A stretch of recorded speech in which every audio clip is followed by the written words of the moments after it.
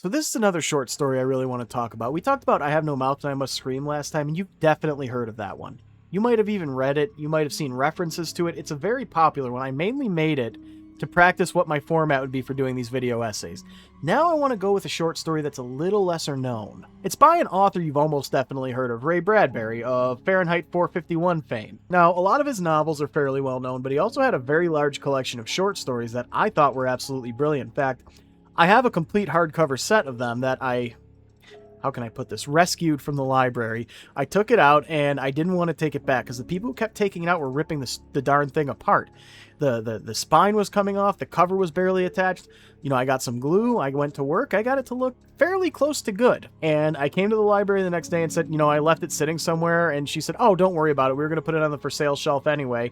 And I just paid the late fee and I still have it. But some of his short stories were wildly unsettling. Very well done. Like, he's a sci-fi author, yes, and there's a bit of sci-fi in the story we're going to read today, but it's mostly just horror. And unfortunately, due to recent pop culture, it's probably going to make you laugh at first. We'll get to why in a moment. Before we do go into the plot summary, though, I do want you to go and read this one yourself. If you don't want to read it, right here on YouTube, you can find a video of the man himself reading it, Ray Bradbury. It's only 40 minutes, and the reason I'm pushing this a little more than I did with I Have No Mouth and I Must Scream is because his prose and his writing are absolutely brilliant. Like, we're not talking Lovecraft level or Shakespearean or anything like that, but for the time, it was very well done. And if you really don't want to do that, I'm going to read the first few lines for you here. And if it resonates with you the way it resonates with me, maybe I'll change your mind and you'll go read it instead of just listening to my plot summary. Just when the idea that she was being murdered occurred to her, she could not tell. There had been little subtle signs, little suspicions for the past month, things as deep as sea tides in her,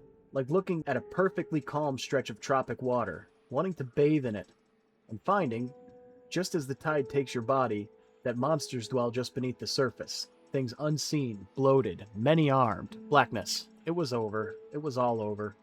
Oh God, she plummeted rapidly down and struck against the black nothingness, which gave way to another nothing, and another nothing, and another, and still another. Footsteps, gentle, approaching footsteps.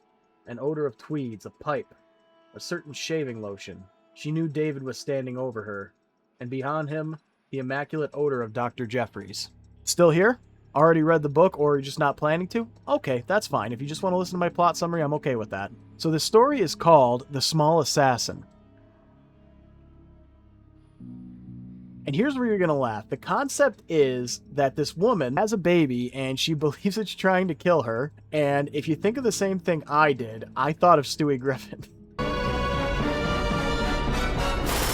Hence the title of this video. Now, I am almost 100% certain that some of the inspiration for Stewie came from this book, because Seth MacFarlane, as much as his more recent humor in his shows is kind of basic and not that great, he has had a lot of literary references throughout his history in his shows. If you watch Family Guy, remember the Bodie? Remember that guy? His name was Holden Caulfield. He was based on Catcher in the Rye. So Seth MacFarlane definitely has a mind for literature, but that's neither here nor there. So we're going to go into the plot summary now. This is your last chance to go read this book before we do this. But here's the story of The Small Assassin. So when the story starts off, we have Alice. Alice is giving birth to a baby, and she's having these, I guess you might call them dreams. Like her falling through darkness, her dying, her believing she has been murdered by the baby. When I read the part in the opening word for word, that's what we were talking about. But as she starts to come out of it, her husband David and Dr. Jeffries come into the room to see the baby. David's overjoyed, obviously. He just had a kid. Although I'd probably have the opposite reaction, coupled with quite a bit of confusion. But anyway, what Alice tells David is that the baby was trying to kill her.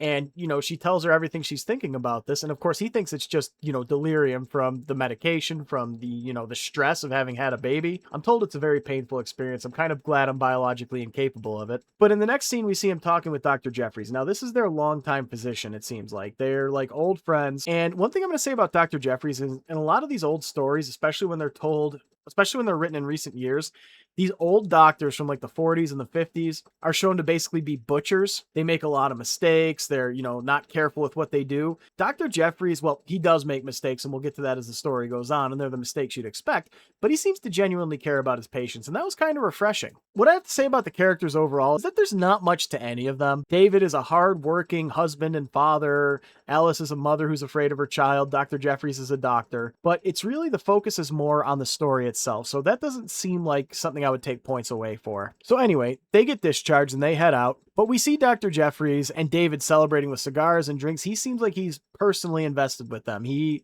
is an old friend. So anyway, they head out to go home after she's discharged, and David notices as they're heading home that she's very cold towards the baby. She doesn't seem to have any love for it. She protects it as she holds it, but she kind of holds it like a porcelain doll that she's trying not to break rather than something she actually cares about. So they're at home, and David's setting up the crib and a high chair, and they have the baby in the kitchen with them, and Alice just seems out of it. She seems like she's not really there, and she gives this actually very well done speech about how they as adults, they have protection from each other and that they love each other. They wouldn't hurt each other. Their baser animal instincts aren't going to come through.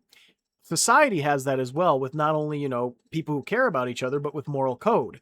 They have things protecting them from the baser animal instincts and, survivalism of humanity, their natural animal instincts. She goes on to say the baby doesn't have that. We're vulnerable to the baby because it doesn't have a sense of love or empathy or moral code. It's just going to do what it has to do to survive. David laughs, as any of us probably should. It's a friggin' baby. But he tells her, you're just tired. We're going to get some sleep, okay? And she's willing to hear that. She says, yeah, okay, we'll get some sleep. They go upstairs and they stop in to check on the baby. And Alice is hesitant to go into the baby's room. You see she's afraid of this thing. But they go in and she sees the baby's wide awake. His face is red and sweaty and he's like catching his breath. And her thought is, why is he like that? She's thinking that he was doing something. He was up and about. And David just says, again, Alice, it's a baby. It was crying. She's like, I didn't hear it crying. And he says, the door was closed. Come on, you're overreacting. Let's go to bed. They go to bed. But at the same time, David decides to drag the baby into the room with them. And Alice isn't happy about that. As he's sitting down and getting ready for bed, he tells Alice, I forgot. I have to go to Chicago on Friday. I've been putting it off for some time now. Now, this guy's very successful. At breakfast, he jokes about how if he's not careful, he's going to pull in another $15,000 this year. That doesn't sound like much, but remember, this is in the 40s. And I calculated it. It's $275,000 in today's dollars. So this guy's doing pretty well. Now, she's pretty freaked out, but they realize that they have a live-in cook that's going to be moving in soon. So they're all right with that. She's not really happy about him going to Chicago, because there's apparently a monster baby in her house. But, it's his job. He has to go. So he does just that. He goes off to Chicago and everything's going well. He's making sales. He's doing well. But on the 6th day of his trip, he gets a call from Dr. Jeffries telling him that Alice is sick and he needs to get home as soon as possible. So he does just that. He takes a flight home and he comes home to see Alice lying in her bed, completely pale and out of it. She has pneumonia. Dr. Jeffries tells him, she's on the other side of it now. She's getting better. But she just overextended herself. She's taking better care of the baby than herself. That's what Dr. Jeffries thinks. And he thinks it's just normal. She's a new mom. She's trying to take care of the baby, and she's still kind of weak and tired from, again, having the baby. But when Dr. Jeffries leaves, Alice tells David her theory. Alice tells David that she believes the baby was crying and freaking out to keep her awake as long as possible, keep her from getting any rest, and it knows that she's weak from giving birth, and it was trying to get her sick, and it was successful. It almost did kill her. The baby is trying to purposely make her sick and kill her. Now, of course, David thinks this is insane, and she tells him more. She tells him that she decided she was going to kill the baby. She took a blanket and she stretched it tight over the baby's face. She thinks it's going to be considered an accident. Babies smother all the time. She decided she was going to smother the baby and pass it off as an accident. David's a little concerned about this, as he very well should be. So she goes to sleep and he goes to see Dr. Jeffries and tells him what happened. Dr. Jeffries is way too nonchalant about this. He's still thinking it's postpartum depression. Well, what he calls it is, he says it's called ambivalence. That's the medical name for it. But it's really postpartum depression or postpartum paranoia/dementia. There's a lot of names for it. We have better ideas of what it is now. So he tells her, give her a few months. If she's not doing any better, we'll take her to see a psychiatrist. We'll hire somebody. But right now, just keep an eye on her, make sure she knows that you're there for her and all this stuff. And really, to me, it feels like Dr. Jeffries is making mistakes. I know I said he was going to, but he really does seem to care. He really does seem to be a decent doctor, just, maybe old and having seen too many things and writing things off that he shouldn't be. But he does turn out to be right. The next few months go into summer and they're all happy. They're all having a good time. Alice seems to be coming out of whatever is getting to her. She's out exercising, playing badminton. David's very happy. David's very happy because he's got his family and everything's going better. But one night they're going to sleep. Middle of summer, there's a huge windstorm happening. Something just, the air just feels off. They're lying in bed and Alice wakes up. She says, David, there's someone in the room with us. David turns on the light and looks around and says, there's no one in the room. You're just dreaming. And she goes back to sleep. And he goes back to sleep thinking the same thing. It's just a dream. Nothing's going on. But he hears the door open up. and he sees there's nobody standing in the doorway. Something is up, but he writes it off as they often do. So he hears the baby crying and decides, okay, fine. I'll go downstairs, I'll get it some warm milk so it can go to sleep, then I'll go back to bed. So he walks up to the stairs and suddenly just feels his feet fly out from under him. He feels like he's falling into the very abyss. He's dead. But he does manage to catch himself on the stair railing, and he realizes he's tripped on something. He goes to check what it is. It's a patchwork doll that he'd bought for the baby. He looks at it and he starts to think, oh my God, what if Alice is right? But once again, he brushes it off. And you know what? I'm not going to blame him or Dr. Jeffries for this because it does seem insane. It is insane. It's a baby. It can't even walk. But he goes through the night as he often does. He goes back to sleep, brushes everything off, and the next day Alice drives him into work. I'm guessing because she's going to need the car. They're never clear about why that's happening. And she confesses. She says to him, I never really got over this. I acted like I was getting over it, but I definitely wasn't. I still think the baby is evil and it's trying to kill us. And she begs him. She says, hey, can we go on vacation, get away from the baby for a while? Or even if you can't, can I just go on vacation for a while? I need some time away from this baby. And David says, oh, okay, yep, it's time to see a psychiatrist. He says, if a psychiatrist says that's going to be good for you, we're going to do it, but you're going to see a psychiatrist. She agrees to it, and he goes to work. And he has a real bad day that day. He just can't focus because of everything that's going on. He's got a headache by the time it's over. He can't focus. And when it's all said and done, he gets a cab and goes home. Pays the cab driver. He notices the house is very silent. It's way more silent than it should be. It feels unnatural. And he realizes something, though. These are rich people. They have servants and stuff. The reason the house always seems so alive is because they have servants, and today is Thursday, and they've all headed out. So he's like, nothing to worry about. He should stand out there and enjoy that moment for as long as he can. Because when he heads inside, he finds Alice. Care to hazard a guess what condition she's in? Pale as a ghost, lying broken at the bottom of the stairs, dead. And I have to tell you, though, the scenes that follow here, the way Bradbury wrote them, again, if you didn't read this story, I'm giving you your chance. Stop here and go and read it because it's written phenomenally. But, he's delirious. He's staying with her. He's, begging her to come back to life. Obviously, that ain't going to happen. And he makes a phone call. He's not sure if he made the phone call or not. We're right in his head with the delusion. He heads upstairs to see the baby and he says, she's dead. And he keeps repeating that phrase and starts going into manic laughter. And he hears Dr. Jeffries' voice behind him and he turns around and Dr. Jeffries slaps him to try and snap him out of it. And he does. So Dr. Jeffries is there the whole time they're, having Alice taken out of the house. Turns out she tripped on that patchwork doll. And this is where David either snaps or comes to his senses, depending on how you want to look at it. David gives a whole speech. He's talking with Dr. Jeffries and he says, I've decided on a name for the baby. And Jeffries listens to him. He says, I'm going to have it christened Lucifer. Dr. Jeffries hates this because, it's an innocent baby. But they have a whole discussion and David goes on a whole rant about how some babies, could they possibly be born with fully functioning brains, fully intelligent? It happens in the animal kingdom all the time. Insects are born knowing exactly what to do. A lot of animals need a few days with their mom and they're out there. This is insane, obviously, and Dr. Jeffries isn't afraid to tell him that. And he goes on to say, Lucifer killed my baby. And he's telling him, stop calling it Lucifer. You're not naming it that. So, obviously he's completely whacked out. He just found his wife dead at the bottom of the stairs. And Dr. Jeffries gives him some medication. He says, you're going to take this. You're going to sleep for the next 12 to 15 hours. And when I come back, we're going to figure out what to do next. So he gives him the medication. He falls asleep. Dr. Jeffries leaves. He comes back the next day to check on David. He knocks on the door, no response. So he realizes the front door is unlocked and walks right in. He looks to the top of the stairs and he sees a small white shape scurry away. He doesn't think anything of it. He thinks it's a trick of the light. He thinks it's his eyes playing tricks on him. He doesn't really think it's a problem. So he goes up the stairs and what does he find lying in the bed? David. Dead. Completely pale. And he realizes that he smells gas and that the gas valves throughout the house are pulled open. He suffocated on gas. Now, first he thinks suicide, but there's no way. He should have been sedated for a few more hours with the amount of sedatives he gave him. So he heads downstairs to his medical bag, and he hears something scurrying about the house. And this is the part where I like him better than most horror protagonists, because a lot of them would be like trying to figure out how exactly David did this. He acknowledges the elephant in the room. He found the kid's crib empty. There's no one who could have taken him out of the crib because David's been dead for hours. This baby's evil and it's alive. It's happening. It's exactly what they said. He was wrong and he accepts it. So he reaches into his bag to get something and walks into the center of the room. And he says, well, I guess I had to operate to bring you into this world and I'll have to operate to take you out. And lifts his scalpel into the air. So I know you're probably wondering what happens next. Nothing. That's where the story ends. I'm not super happy about that. But overall, I thought the buildup was really good. I thought the twist was really good. This is kind of a silly concept for a story, but Ray Bradbury knows how to make these things work. So we'll start with my rating on the story. I have a 1 to 4 rating system. This is only my 3rd video though, so I'll go over it again. 1, hated it, didn't even finish it, regret the time I spent on it. 2, Maybe didn't finish it, but probably did. Didn't like it, but don't regret reading it. 3, I liked it, but I'm probably not going to think about it much after this, and I'm definitely not going to read it again at any point. 4 is something I'm going to read regularly. It's one of my favorite stories. It's on my list.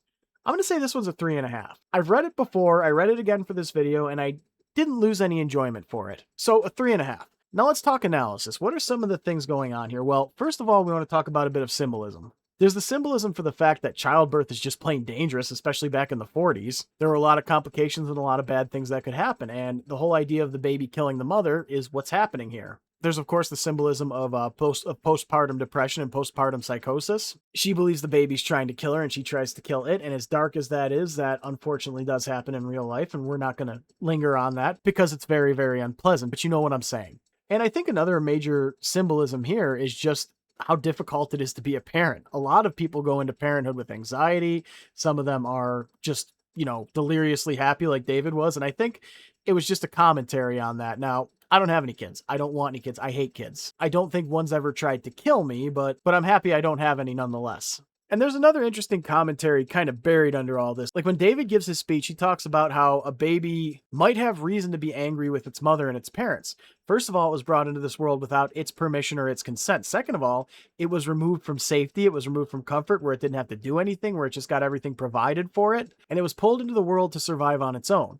If it had full mental abilities when that happened, it might have revenge on its mind. It might have hatred for the mother. And it's such an interesting what if. Like, what if a baby was born with full intelligence? And it's something you never really think about, but something that's creepy in and of itself. And there's some commentary on, where do our morals come from? Do they come from society? Would we, as humans, without the morals of society or a particular fondness for somebody else, would we have these morals? Would we be as unwilling to, take someone off the board as we are? It does raise a lot of interesting questions, but unfortunately, I think one of the biggest issues with this story is its concept. At the time, I don't think it seemed as silly as it does now, because now we have Stewie Griffin and a whole history of similar ideas. But I think at the time, it was something novel, it was something new, it was something that probably freaked people out pretty bad. And the last commentary I want to make, again, is about the prose and the writing. Bradbury has a great way of writing just about every scene. He has a great vocabulary, a great way of building atmosphere, and a great way of building tension.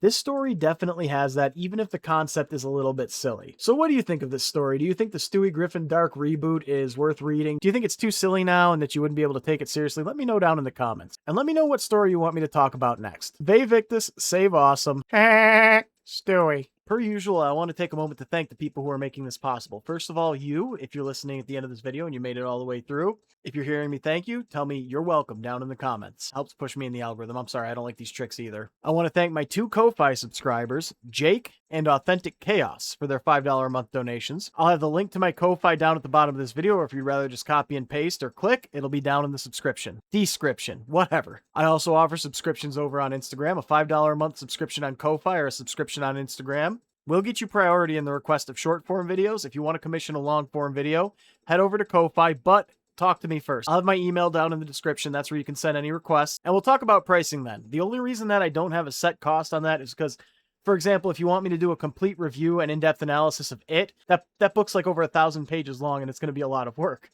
Versus if you just want me to do a short story, the price is going to be a lot smaller. And even if you can't do a commission or a subscription, put your requests down in the comments, and maybe I will get to them. I've got a long list of things I want to cover here. Per usual, if there's anything I could be doing better, please let me know down in the comments. I am open to constructive criticism. Notice that I emphasize that word. And final thought, we will be starting the Save Awesome Book Club in September, probably towards the middle of the month. If you're subscribed on Ko-Fi, if you're $5 or more over there, you're already a member if you want to be a part of it. I forgot to mention this. I think it kind of goes without saying, but I'll mention it anyway, just in case anybody was unsure. You do have to be 18 or older to join the Save Awesome Book Club. You also have to act like an adult. If you're going to be in the chat rooms, you're going to treat everybody with respect. Our discussions are not going to turn into arguments. Otherwise, you will be booted whether you're subscribed or not. The way we're going to do it is we're going to pick a book to read each month. We're all going to talk about it. We're going to have private chats both on Discord and over on Instagram for it. And at the end of the month, when we're finished with the book, I'll make a video on it, analyzing it, and you guys' thoughts from the private chat rooms will go into the video. So once again, thank you so much for being here. Ve Victus, save awesome. Babies are scary.